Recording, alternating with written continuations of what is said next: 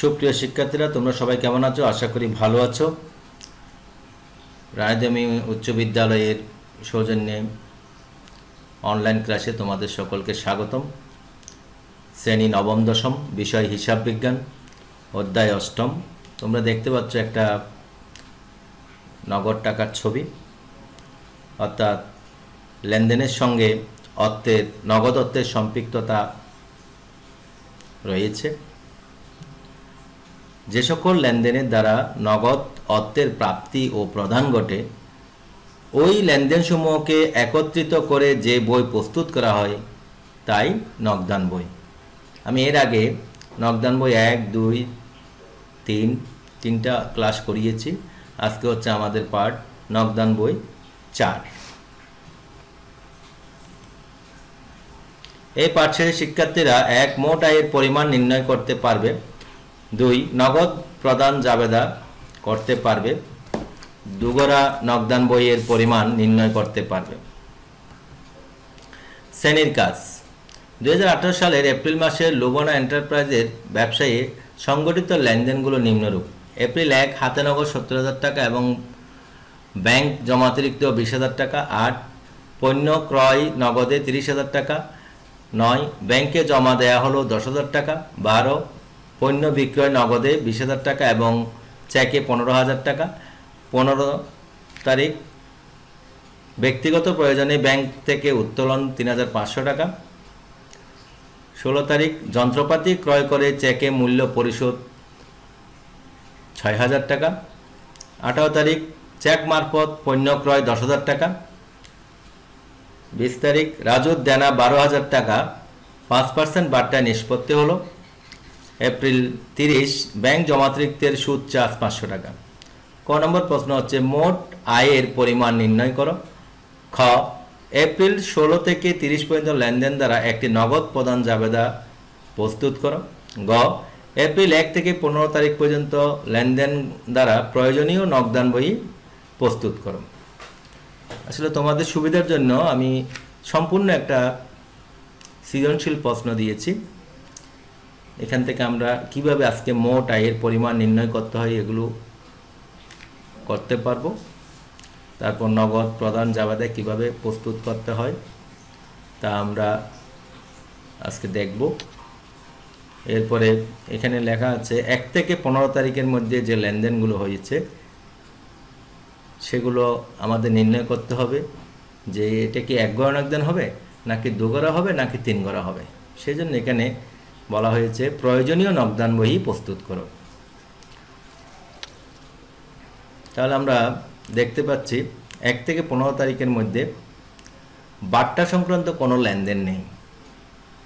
সেজন্য আমরা এটাকে 2 গড়া নগদান হিসেবে নগদান বই প্রস্তুত করব। এবার দেখি আমরা ক নম্বর মোট আয়ের পরিমাণ নির্ণয় করো। এখানে আমরা কতে দেখতে পাচ্ছি 12 তারিখের একটা এন্ট্রি, পণ্য বিক্রয় করে নগদে 20,000 টাকা ও চেকে 15,000 টাকা।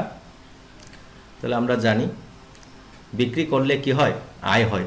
তাহলে আমরা পণ্য বিক্রয় লেখে 20,000 টাকা নগদ এবং চেকে 15,000 টাকা যোগ করে বসিয়ে দেব। তাহলে 20, 10, 30, 35,000 টাকা। এরপরে 20 তারিখ রাজুর দেনা 12,000 টাকার 5% বার্তায় নিষ্পত্তি হলো। তাহলে 12,000-এর 5% করব, 5 12 60, 600 টাকা। তাহলে এই দুইটাই আমরা মোটামুটি মোট আয় দেখছি। এগুলো যোগ করে আমরা মোট আয়ের পরিমাণ নির্ণয় করব। দেখি আমরা উত্তরটা। মোট আয়ের পরিমাণ নির্ণয় দেখো 2018 এপ্রিল 12 বিক্রয় নগদ 20,000 টাকা, ব্যাংক 15,000 টাকা, টোটাল 35,000 টাকা। এপ্রিল 20 প্রাপ্ত বার্তা 12,000 টাকার 5% 600 টাকা। মোট আয়ের পরিমাণ 35,600 টাকা। তারপর দেখো নগদ প্রদান জাবেদা, অর্থাৎ এখানে যেগুলো নগদে প্রদান করা হয়েছে সেই সকল লেনদেনগুলো এখানে আসবে। লুবনা এন্টারপ্রাইজের নগদ প্রদান জাবেদা। তাহলে আমরা প্রথমে প্রশ্নটা একটু দেখব, আবার আগের স্লাইডে যাচ্ছি আমরা।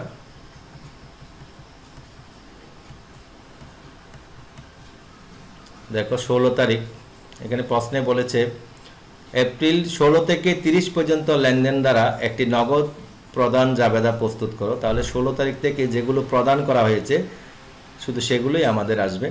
যেমন যন্ত্রপাতি ক্রয় করে চেকে মূল্য পরিশোধ, এটা আসবে। এটা আমরা কিভাবে জাবেদা করব দেখো। তাহলে যন্ত্রপাতি হিসাব ডেবিট, এখানে যেহেতু ডেবিট দিকে কোনো যন্ত্রপাতির ঘর নেই সেজন্য আমরা এটা অন্যান্য করে বসালাম। আমরা জানি ডেবিট দিকে যদি কোনো খাত দেয়া না থাকে তাহলে সেটা আমরা অন্যান্য হিসেবে বসাবো। আর যেহেতু নগদ প্রদান জাবেদা সবগুলো অবশ্যই নগদান ক্রেডিট হবে, সেজন্য যন্ত্রপাতি হিসাব ডেবিট সেটা অন্যান্য করে বসালাম, কারণ এখানে যন্ত্রপাতির কোনো ঘর নেই। আর নগদান হিসাব ক্রেডিট বসালাম। তারপর দেখো 18 তারিখ পণ্য ক্রয় করা হলো। আমরা তবুও একটু প্রশ্নটা দেখে নিই। 18 তারিখ চেক মারফত পণ্য ক্রয় 10,000 টাকা।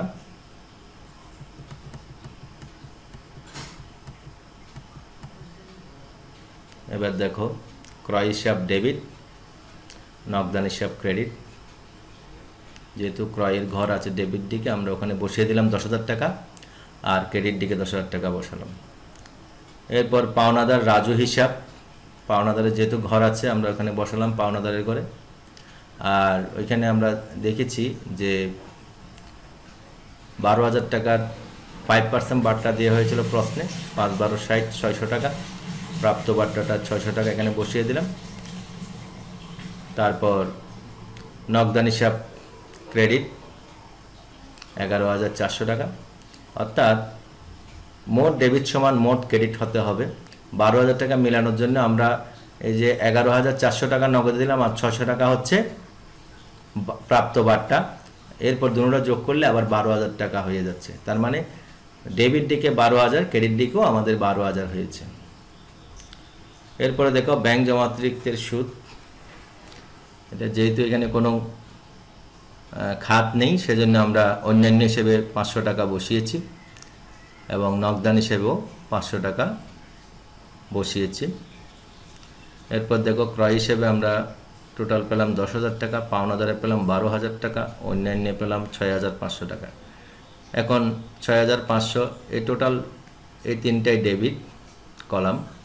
এখানে 6,500 এবং 12,000 আর 10,000 টাকা যোগ করলে হচ্ছে 28,500 টাকা।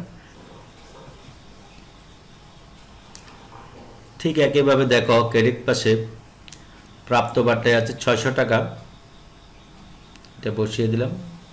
নগদে আছে 27,900, 27,900 সাথে 600 টাকা যোগ করলে 28,500 হচ্ছে। তার মানে মোট ডেবিট সমান মোট ক্রেডিট টাকার অঙ্কটা মিলে গেল। এইভাবে আমরা নগদ প্রদান জাবেদা করব। আশা করি তোমরা বুঝেছো। এরপরে দেখো আমরা বলেছিলাম উপযুক্ত নগদান বই করব। তাহলে আমরা যেহেতু বার্তা নেই নির্ধারিত তারিখগুলোতে, সেজন্য আমরা এটাকে দুগা নগদান বই হিসেবে উপযুক্ত নগদান বই ধরব। দেখো লোবনা এন্টারপ্রাইজের দুগা নগদান বই নির্ণয় ডেবিট ক্রেডিট। এপ্রিল 1 তারিখ ব্যালেন্স বিডি 70,000 টাকা নগদের ঘরে বসেছে। আর এপ্রিল 1 তারিখ ব্যালেন্স বিডি 20,000 টাকা ক্রেডিট, অর্থাৎ এটা ব্যাংক জমাতিরিক্ত। আমাদের প্রশ্নে 1 তারিখেই দেওয়া ছিল নগদে হচ্ছে 70,000 টাকা এবং ব্যাংক জমাতিরিক্ত হচ্ছে 20,000 টাকা। তাই আমরা নগদেরটা ডেবিট দিকে বসালাম 70,000 টাকা। আর যেহেতু ব্যাংক জমাতিরিক্ত এটা একটা দায়, এটা আমরা ক্রেডিট দিকে বসালাম ব্যাংকের ঘরে। এরপর 8 তারিখ পণ্য ক্রয় করা হলো 30,000 টাকা। 30,000 টাকা আমরা নগদে বসিয়ে দিলাম। দেখো এপ্রিল 8 ক্রয় হিসাব 30,000 টাকা, অর্থাৎ নগদে পণ্য ক্রয় 30,000 টাকা এটা আমরা নগদের করে বসিয়ে দিলাম। এরপরে 9 তারিখ ব্যাংকে টাকা জমা দেওয়া হলো। আমরা জানি ব্যাংকে টাকা জমা দিলে কন্ট্রা এন্ট্রি হয়। প্রথমে আমাদের জাবেদা করতে হবে। ব্যাংকে টাকা জমা দিলে হয় জাবেদাটা ব্যাংক হিসাব ডেবিট, নগদান হিসাব ক্রেডিট। এরপরে আমরা এটাকে উল্টিয়ে দেব, নগদান হয়ে যাবে ডেবিট। দেখো 9 এপ্রিল নগদান হিসাব ডেবিট হয়েছে এবং 9 এপ্রিল ব্যাংক হিসাব লেখে আমরা ক্রেডিট দিকে বসাবো। কিন্তু ব্যাংকের টাকা আমরা বসাবো নগদের করে, নিয়ম অনুযায়ী কন্ট্রা এন্ট্রি সিস্টেম। আবার এই নগদানের ঘরেও আমরা এখানে সি লিখেছি, দেখছো তোমরা। নগদের টাকা আমরা বসাবো ব্যাংকের ঘরে। এটা হচ্ছে কন্ট্রা এন্ট্রিগুলোর সিস্টেম। নগদের টাকা ব্যাংকে বসে, ব্যাংকের টাকা নগদে বসে। এরপরে দেখো 12 তারিখ পণ্য বিক্রয় করা হলো নগদে 20,000, চেকের মাধ্যমে 15,000। সেটা আমি বসিয়ে দিলাম। নগদের ঘরে 20,000, ব্যাংকের ঘরে 15,000। এরপরে দেখো 15 তারিখ ব্যক্তিগত প্রয়োজনে মালিকের ব্যক্তিগত প্রয়োজনে ব্যাংক থেকে টাকা উত্তোলন। ব্যক্তিগত বললে আমরা শুধু উত্তোলন হিসাব লেখে ক্রেডিট পাশে বসিয়ে দেব ব্যাংকের ঘরে 3,500। ব্যক্তিগত বললে আমরা কন্ট্রা এন্ট্রি করতে পারবো না। আমরা শুধু ব্যাংকে টাকা জমা দেওয়া এবং ব্যাংক থেকে উত্তোলন এগুলোই আমরা মূলত কন্ট্রা এন্ট্রি করে থাকি। এরপরে আমাদের ব্যালেন্সটা নির্ণয় করতে হবে। দেখি আমরা নগদ দিকে হচ্ছে 70 আর 20 মিলে 90,000 টাকা।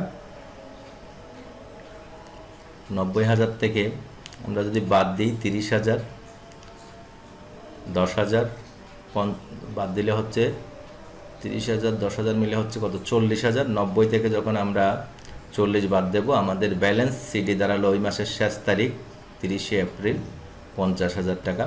তারপর আমাদের ব্যালেন্সটা মিলে গেল 90,000 টাকা। এরপর দেখো ব্যাংকের ঘরে ডেবিট দিকে আমরা পাচ্ছি 10,000 আর 15,000 25,000। 25,000 থেকে ক্রেডিট পাশে 20,000 টাকা আর 3,500 টাকা বাদ দিলে 23,500 টাকা বাদ যাবে। তাহলে 25,000 থেকে 23,500 বাদ দিলে ব্যালেন্স দাঁড়ালো কত? 1,500 টাকা। অর্থাৎ আমার কাছে বর্তমানে লোবনা এন্টারপ্রাইজের কাছে নগদ হাতে নগদ রয়েছে 50,000 টাকা এবং লোবনা এন্টারপ্রাইজের ব্যাংক ব্যালেন্স হচ্ছে 1,500 টাকা। তারপর উভয় পাশে 25,000 টাকা মিলে গেল। তা আমরা জানি যেটা আমরা সিডি লিখি তার পরবর্তী মাসের 1 তারিখ